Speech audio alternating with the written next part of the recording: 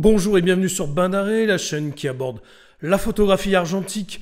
Aujourd'hui, je vais développer une XP2 Super de chez Ilford dans de la chimie noir et blanc. C'est parti!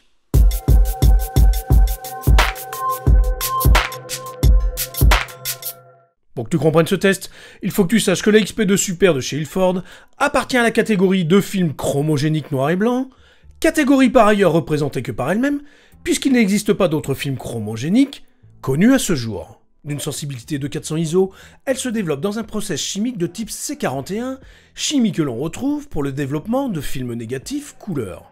C'est d'ailleurs la raison pour laquelle on donne le nom de chromogénique pour ces émulsions. Si sur un film couleur on distingue les différentes couches de couleurs, sur un film chromogénique noir et blanc, les couches de couleurs jaune, magenta et cyan sont neutres. Pour mieux comprendre cet aspect de cette émulsion, je t'invite à regarder l'audio animé que j'ai réalisé sur la structure d'un film. La particularité des films chromogéniques, c'est qu'ils possèdent un grain très fin. La latitude d'exposition de ces émulsions est si élevée qu'on peut les exposer de ISO 50 à ISO 800. Ça laisse de la marge d'erreur si tu n'es pas sûr de l'exposition de ta scène.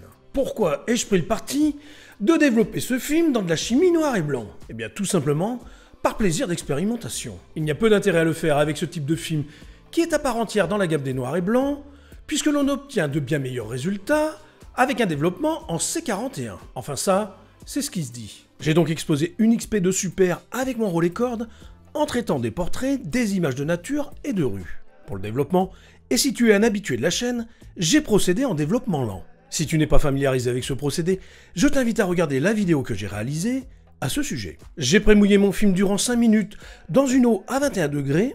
J'ai en sortie de cuve obtenu un jus très noir. J'ai ensuite mis mon révélateur à 20 degrés que j'ai agité lentement la première minute. J'ai renouvelé cette agitation à la 31e minute, puis à 1h02. J'ai procédé successivement à un bain d'arrêt puis un bain de fixateur. J'ai rincé et j'ai déposé mon film durant 1 minute dans de la Gépon, un agent mouillant. Le support du film, comme tu peux le voir à l'écran, est très rosé. On observe que les densités, en revanche, sont bien au niveau de gris. J'ai ensuite numérisé les négatifs. Je n'ai eu aucune retouche de niveau à faire sur toutes les photos. Je te laisse découvrir tout ça en 8 images. C'est parti!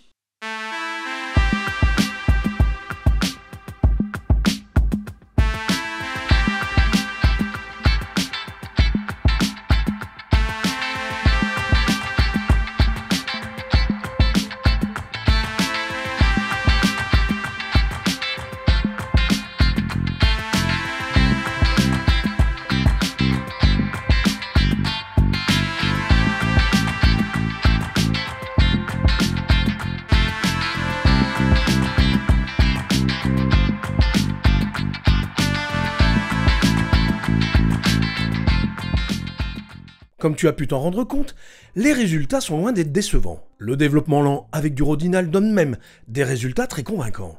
Je te rappelle qu'un film chromogénique est composé de colorants, cyan, magenta, jaune, qui sont neutres, et que tous les halogénures d'argent disparaissent totalement après le fixage et le rinçage du film.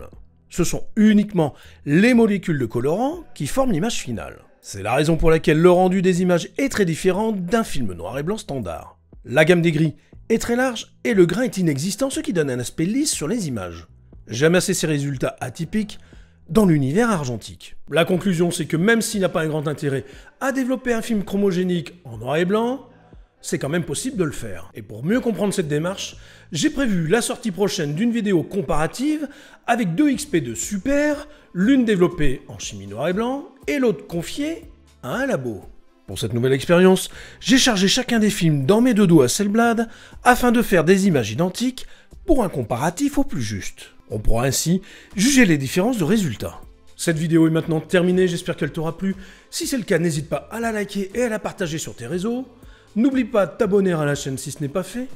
Je te dis à bientôt, mais d'ici là, porte-toi bien. Ciao!